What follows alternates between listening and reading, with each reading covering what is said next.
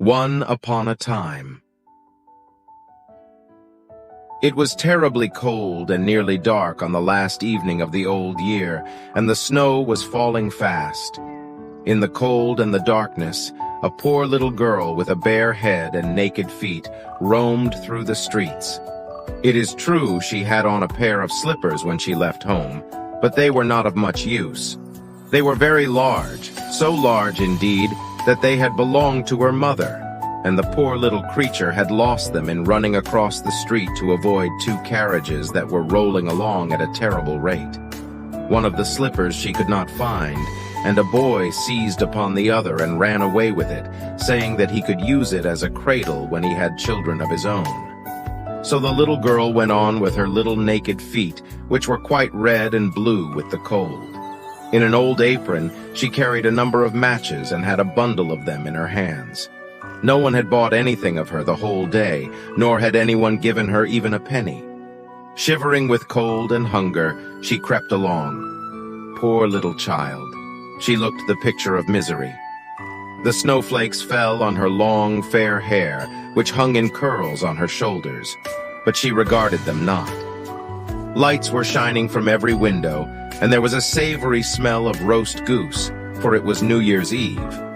Yes, she remembered that. In a corner between two houses, one of which projected beyond the other, she sank down and huddled herself together. She had drawn her little feet under her, but she could not keep off the cold, and she dared not go home, for she had sold no matches and could not take home even a penny of money. Her father would certainly beat her.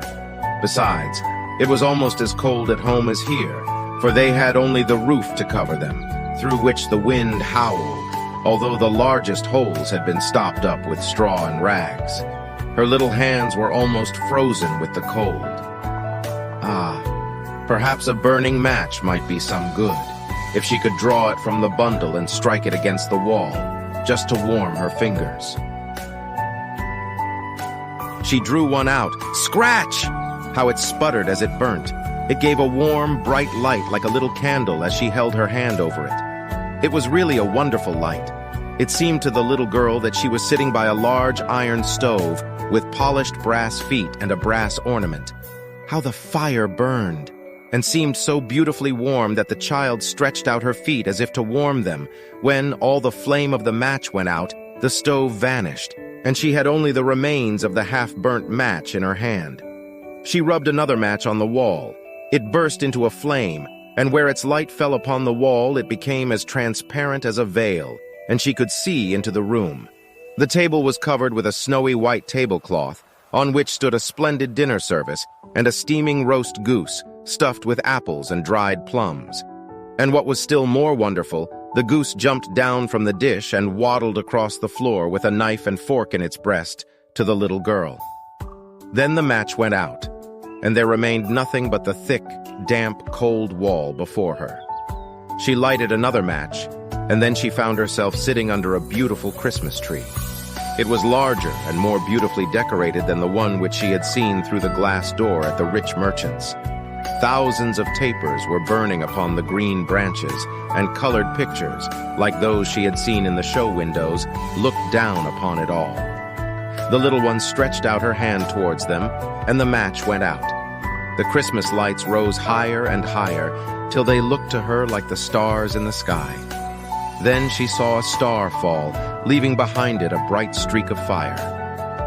"Someone is dying," thought the little girl, for her old grandmother, the only one who had ever loved her and who was now dead, had told her that when a star falls, a soul was going up to God. She again rubbed a match on the wall, and the light shone around her. In the brightness stood her old grandmother, clear and shining, yet mild and loving in her appearance. "Grandmother," cried the little one, "oh, take me with you. I know you will go away when the match burns out. You will vanish like the warm stove, the roast goose, and the large, glorious Christmas tree." And she made haste to light the whole bundle of matches, for she wished to keep her grandmother there. And the matches glowed with a light that was brighter than the noonday, and her grandmother had never appeared so large or so beautiful. She took the little girl in her arms, and they both flew upwards in brightness and joy far above the earth. where there was neither cold nor hunger nor pain, for they were with God. In the dawn of morning there lay the poor little one, with pale cheeks and smiling mouth, leaning against the wall. She had been frozen to death on the last evening of the year, and the New Year's sun rose and shone upon a little corpse.